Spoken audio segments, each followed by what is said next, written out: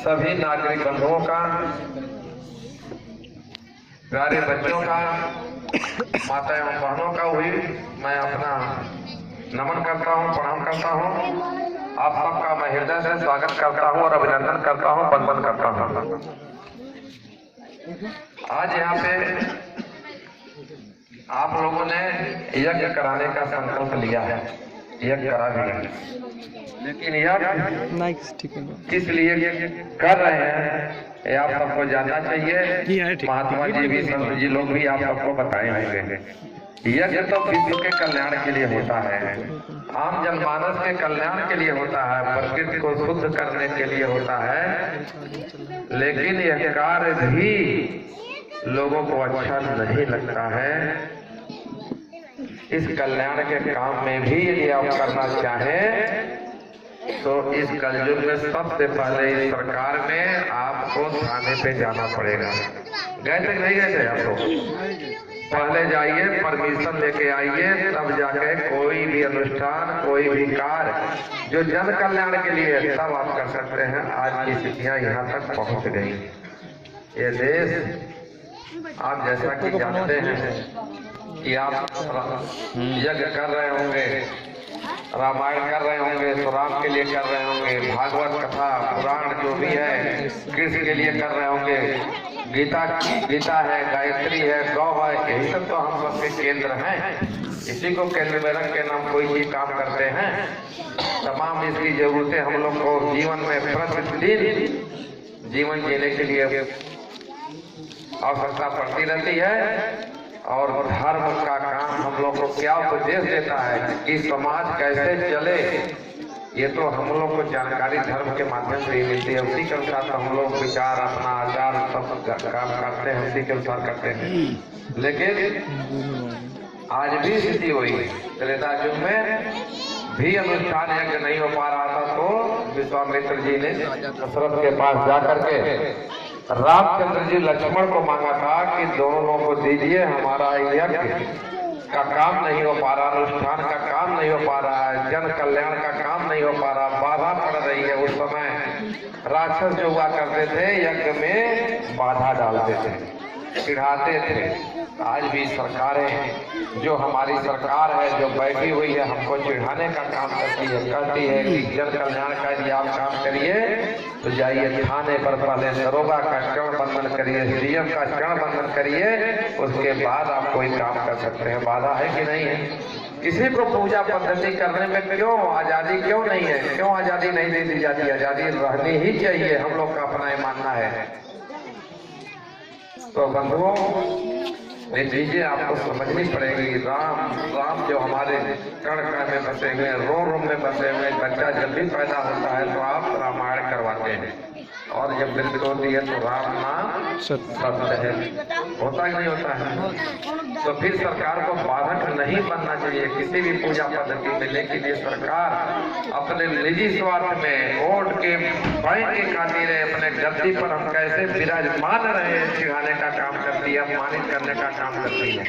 यही काम, दूसरा कोई काम नहीं है। ये सरकार जन कल्याण का तो काम करती नहीं, यज्ञ के द्वारा तो आप जन कल्याण की बात काम कर रहे हैं, लेकिन जन कल्याण कैसे होगा? बहुत सारी महिलाएं खड़ी हैं, बहुत सारे बुजुर्ग खड़े हैं, सुरमा खोर के सब लोग परेशान होंगे। तो अभी हम यहाँ से यज्ञ से हटे तो कहें, बहुत सारे लोग कहेंगे तुरंत कि मेरी पेंशन नहीं लगती, मुझे आवास नहीं मिलता, हम पात्र हैं, मेरे घर में खाने को नहीं है, मेरे पास कपड़े नहीं है, मेरे पास स्वास्थ्य की सुविधा नहीं है, मेरे पास जो है खाना नहीं है, अनाज नहीं है घर में। आखिर में दो जोड़ की रोटी इस गरीबों को मिलनी चाहिए कि नहीं मिलनी चाहिए? लेकिन ये सरकार क्या करती है? सफाई में बैठ करके मुजरा सुनती है, गायकों को बुला के गाना सुनती है। पर ये जो जनता खड़ी है, आप लोग खड़े हैं, जनता का पैसा 3 अरब रुपए खर्च करती है, लेकिन भूखे जो लोग सो रहे हैं उनके लिए तो कोई चिंता नहीं रहती है। और वही जनता का पैसा लूट करके आज बाप बेटा आपस में लड़ रहे हैं। पैसे का बंटवारा कितना कौन ले ले, क्योंकि मुलायम सिंह यादव जी ने 2 शादियां की थी और दोनों के बच्चे अलग अलग हैं, उनको कैसे पटा के रखें, कितना पैसा है उसको दें, कितना पैसा उसको दें, इसी बात का झगड़ा है। और आज स्थिति यहाँ तक पहुँच गई है कि बेटे ने बाप का मान मर्दन कर दिया कि नहीं कर दिया। आज बेटे ने बाप को नीचा दिखा दिया कि नहीं दिखा दिया। जिंदा जैसे दृष्टांत की तरह बैठ करके देख रहे हो और चीर हरण पूरे परिवार का हो रहा आज यहाँ है कि नहीं। प्रकृति ने दंड दे दिया अब दे ही रही है, देगी भी। क्यों?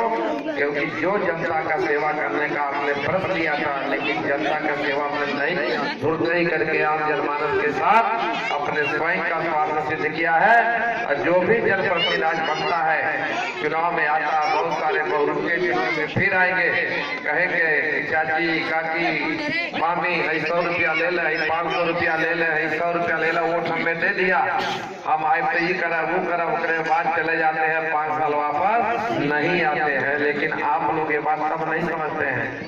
चयन वोट का अधिकार बहुत बड़ा आपके पास अधिकार है, लेकिन हाँ आज जातियों में भी बटे हुए हैं। कोई कहेगा हम ठाकुर साहब है, कोई कहेगा हम ब्राह्मण है, कोई कहेगा हम दलित हैं, कोई कहेगा मुसलमान है, कोई कहेगा हम हिंदू है।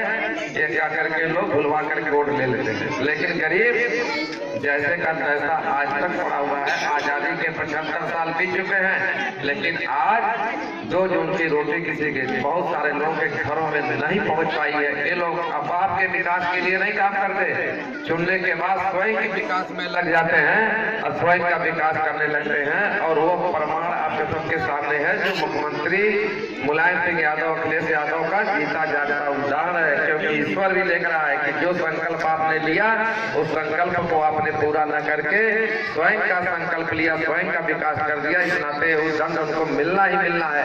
हम नहीं देंगे, आप नहीं देंगे तो ईश्वर को दंड देगा ही मित्रों। क्योंकि ये धार्मिक आयोजन है और मैं ज्यादा नहीं कहना चाहता, फिर मैं आऊंगा, बातचीत होगी। और निश्चित रूप से एक विश्वास मैं आप सबको दिलाना चाहता हूँ कि यदि आने वाले 27 तारीख को आप कमल के फूल पे बटन दबा करके भारतीय जनता पार्टी की सरकार बनाते हैं तो निश्चित रूप से आपको विश्वास दिलाता हूं जो भी समस्या आपकी है, ऐसा नहीं अभी हम बाहर हो तो बहुत सारे लोग बात करने लगेंगे, लेकिन वो सब हम लोग जानते हैं। हम लोग उसी तरह से काम करेंगे जैसे अभी आप देख रहे होंगे कि यूरिया खाद के लिए आप लोग लाठी खाते थे 2 साल पहले, लेकिन यूरिया खाद कहीं भी चले जाइए सबको मिल रही है। लाठी नहीं खाना पड़ रहा है। गैस के लिए लाठी खाते थे। आपके यहाँ शादी है, ब्याह है, लेकिन आपको गैस नहीं मिलती थी। लेकिन आज क्या है, गैस घर घर मिल रही है। चाहे चले आइए। इसी तरह से आपके जन कल्याण के लिए चाहे सड़क हो, चाहे बिजली हो, चाहे पानी हो, चाहे स्वास्थ्य की सुविधा हो, चाहे पेंशन हो, चाहे आवास हो, गरीबों को मिलना ही चाहिए। ऐसे ही व्यवस्था होगी, यही व्यवस्था होगी, ऐसे ही मिलेगा। चक्कर नहीं लगाना पड़ेगा, न किसी भ्रष्ट अधिकारी न कर्मचारी का आपको चक्कर नहीं काटना पड़ेगा, उसके दरवाजे पे नहीं जाना पड़ेगा। यदि आप लोगों को विश्वास दिलाता हूं कि यदि भारतीय जनता पार्टी के आप लोगों ने कमल खिलाया, सरकार बनाई, तो भ्रष्ट और बेईमान अधिकारी जो गरीबों का नाम सूची से काट के निकालते हैं और अपात्रों को जोड़ते हैं, पात्रों का नाम गायब हो जाता है, उनको जेल में डालने का मैं काम करवाऊंगा और उनको साथ ही साथ भ्रष्ट बेईमानों को बर्खास्त कराने का भी मैं काम करूंगा, जिससे कोई अधिकारी कर्मचारी हिम्मत ना कर सके कि किसी गरीब के साथ अन्याय कर सके। और न्याय होगा आप लोगों के साथ, यही आशा विश्वास दिला करके आप लोगों से पुनः आप सबका स्वागत करते हुए, अभिनंदन करते हुए, वंदन करते अपनी वाणी को विराम देता हूँ। जय हिंदू, जय योगी आदित्यनाथ महाराज, धन्यवाद।